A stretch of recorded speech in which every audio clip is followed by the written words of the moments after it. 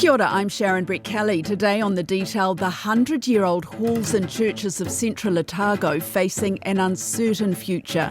Locals fear they will lose some of their last links to the past, that the heart of their tiny communities will be ripped out.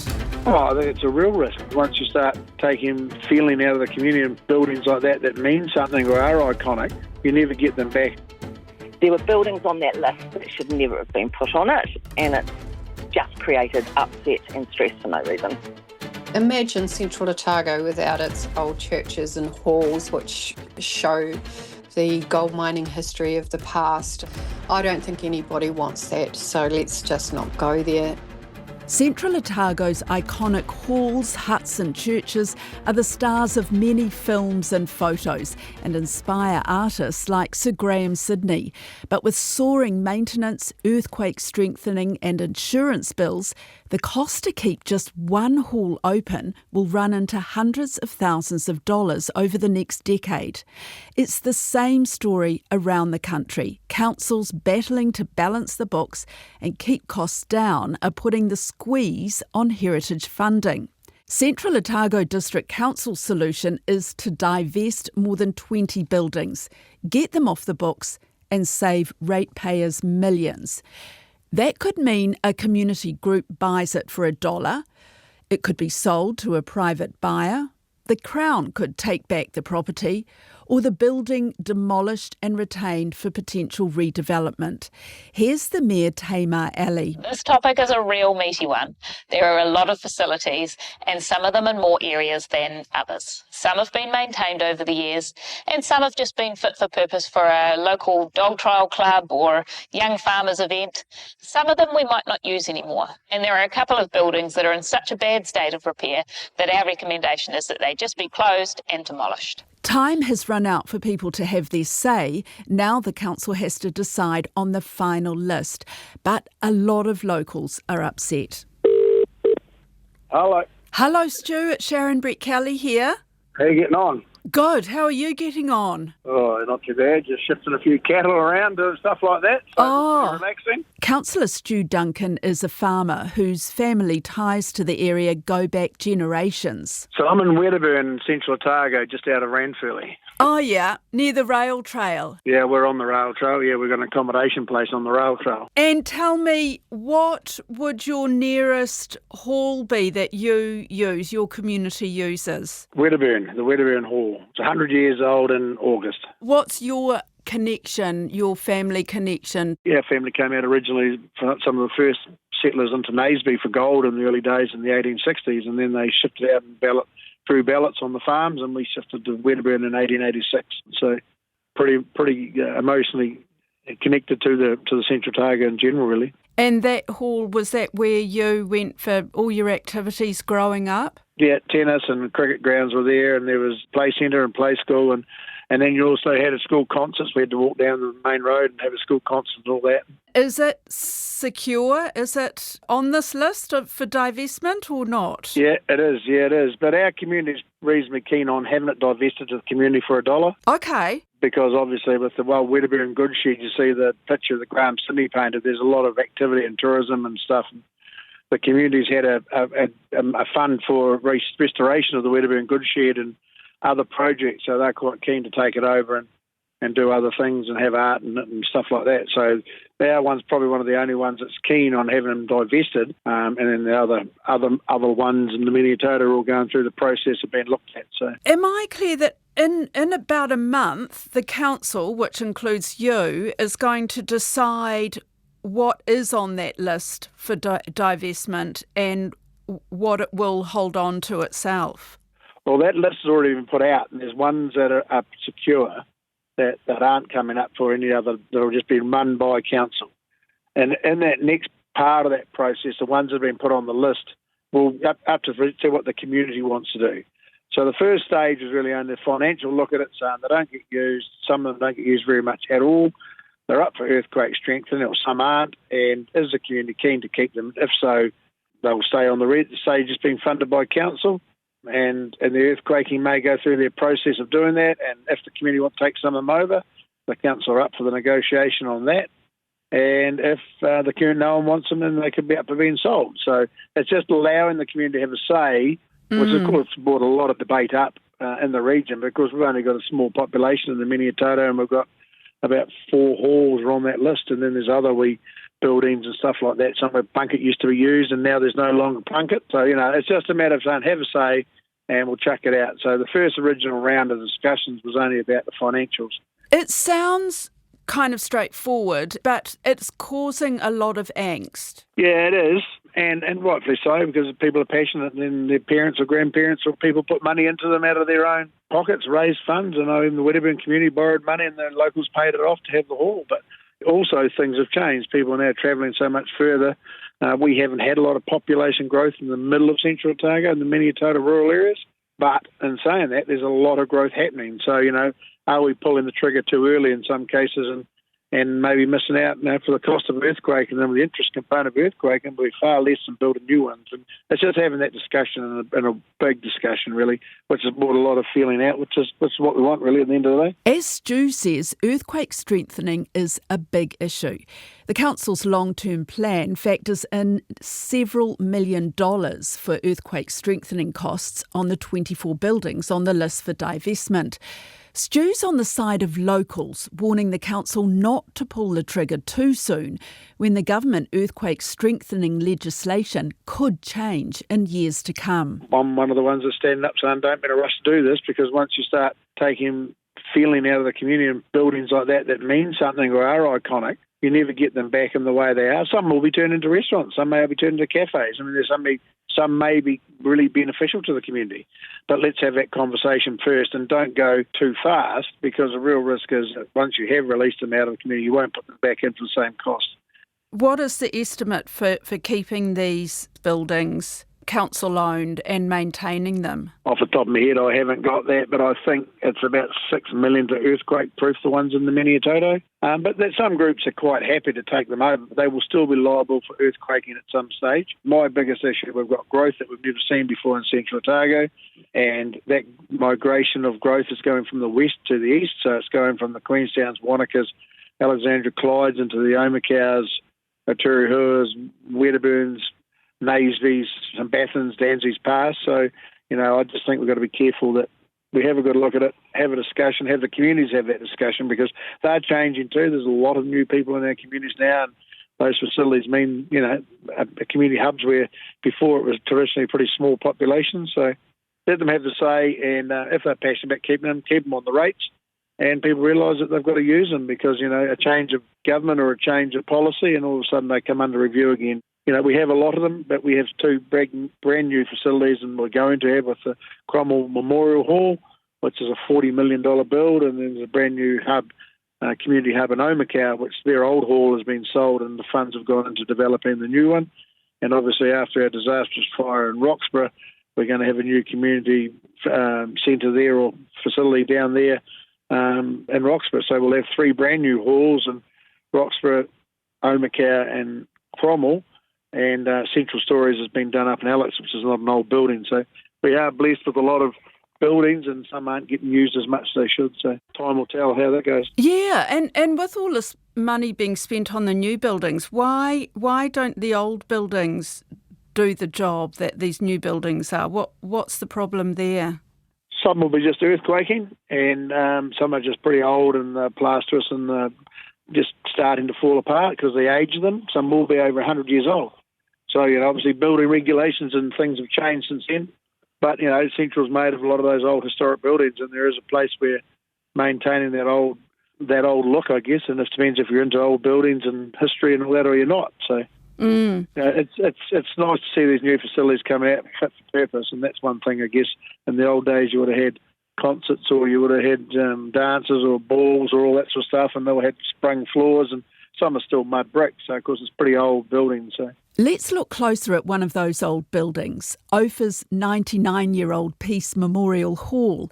It's in the little gold mining town that lays claim to being the coldest and hottest place in the country.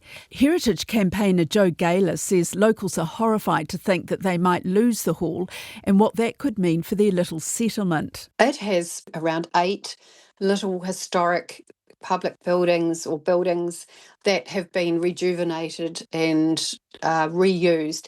And that has brought tourists into the town, cyclists on the rail trail.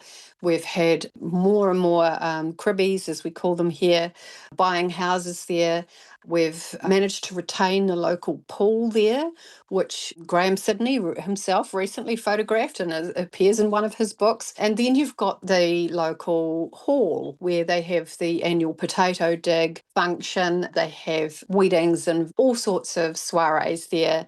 And that make it the heart of the community. And that's run by a local hall committee, which has recently renovated the toilets and added on some kitchen facilities and made it really warm and functioning as the heart of the community. And that is one of the halls that is up for potential loss. But here's the thing. The council report shows Ophir Hall will cost more than $300,000 to run over the next 9 years, and it needs another $140,000 spent on earthquake strengthening. It's expected to bring in less than $5,000.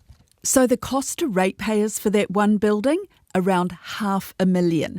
But Jo says it should not be all about the money. If the council could be a little bit more far-sighted and see that, you know, if they don't have people moving to those towns and if they don't have jobs in those towns that are related to tourism, their own rating base will drop. So if they're looking to save money by getting rid of buildings that could be demolished, then that's not the way to go. It's a very a foolhardy path to take. Are there enough people who feel the same way as you do, but are also motivated to do something about it? Because I sort of get the impression that there might be a bit of apathy when it comes to some of these old buildings. Well, there always is apathy, but really we do rely on our elected officials to protect what's important to our communities, and they should be, you know, if councillors have concerns, they should be raising those in council meetings and not voting with the bloc and standing up for them. But I would encourage as well people to write to their councils, to write letters to their local newspapers, to talk to people like Radio New Zealand, and to campaign for their buildings. It's kind of sad though they should have to do this again, because I know that there was a threat to the Ophir Hall at least 20 years ago and the community managed to rescue it. It kind of gets a bit tiring that we have to keep impressing upon councils that actually these buildings are important to the community and can they just keep their hands off them. So I understand if they're worried about insurance costs and rates and various other costs of being an owner of these buildings, but surely they can set up some sort of model where the community can at least try to self-fund it, or at least give them those opportunities first before they consider selling. Of the 20-odd buildings on the council list, 11 are in the Maniatoto. Community leader Amy Pont says it puts an even bigger burden on the volunteers in historic towns like Ranfurly and Naseby to try and save them. I was dumbfounded, actually. You know, I've been part of the community events like Art Deco and things like that, our festivals that we used to have, and you were constantly kind of going cap in hand to keep these things going, and all we're doing is trying to keep that energy and community spirit alive in what we have in our assets and the services we provide.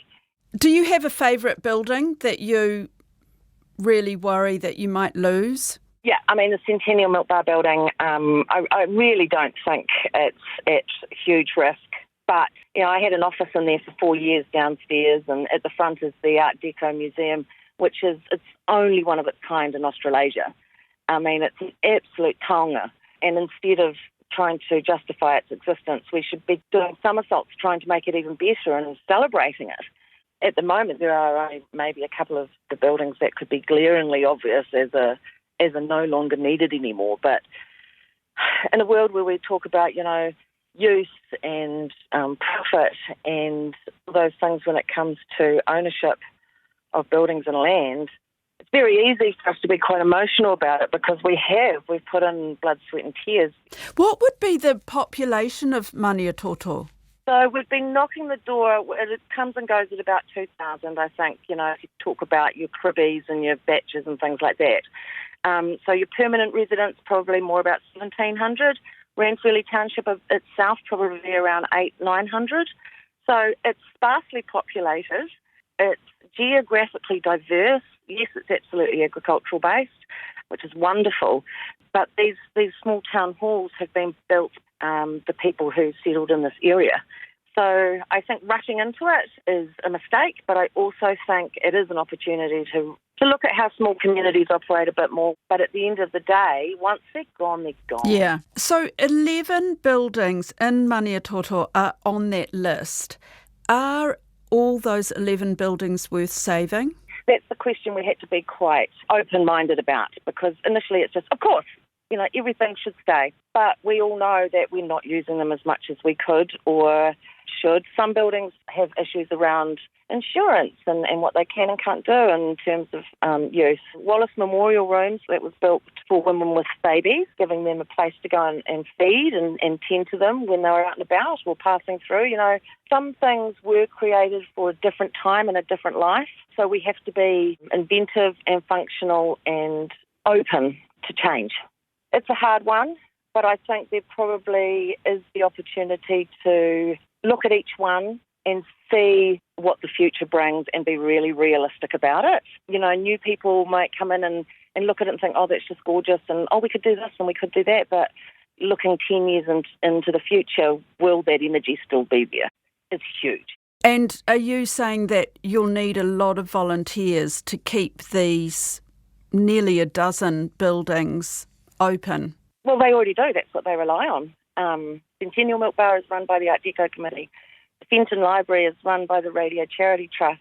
The Wedderburn Hall and the Waipiata Hall, they're all under different community groups as well as Patearoa.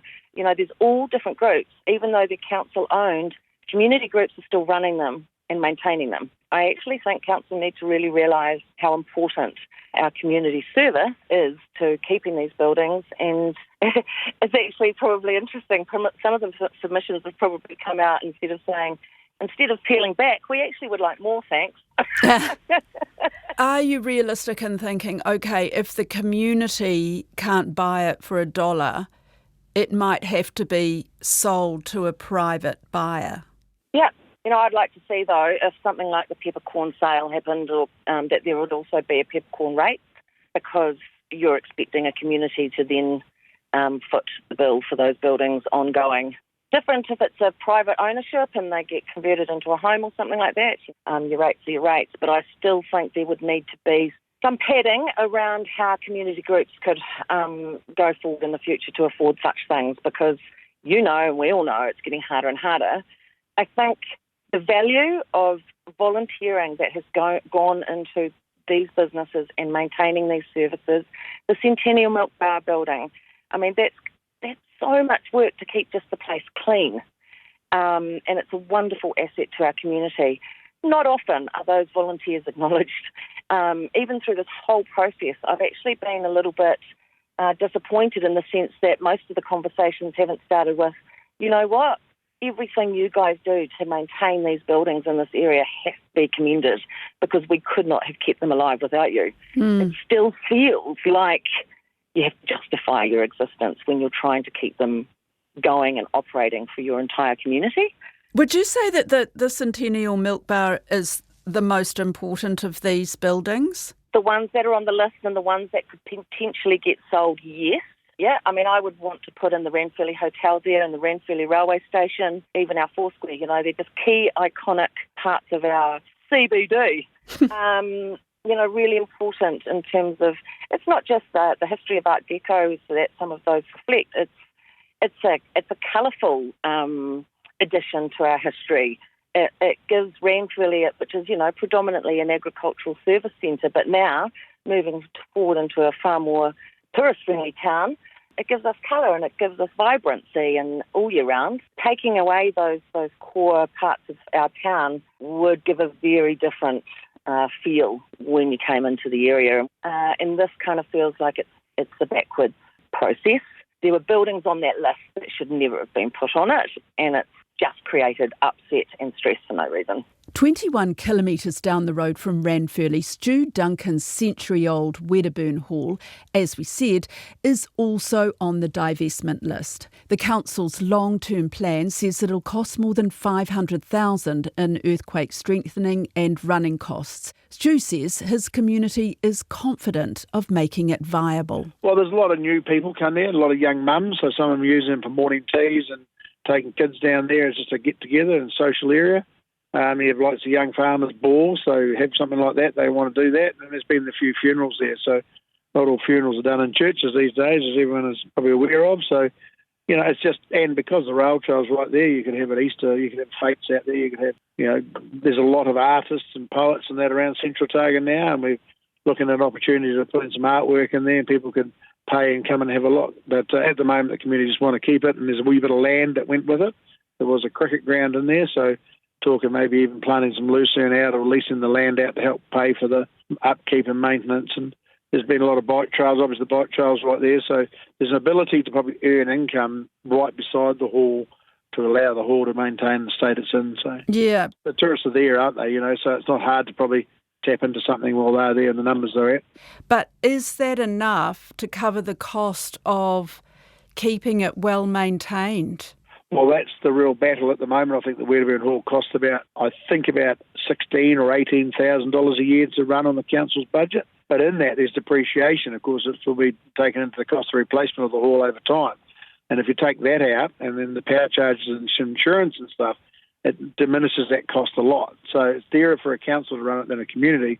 So they are the things I've got to look at. And then when they come up for that discussion, we've got to take that on board. But, of course, if there's interest in it, it may be in some cases just leave it in the council hands and they go through the process of earthquaking them and they can still divest them in future. It doesn't need to be done now just because we've got a long-term plan. I was watching an old council meeting, actually, the one from last December, I think it was, your council meeting.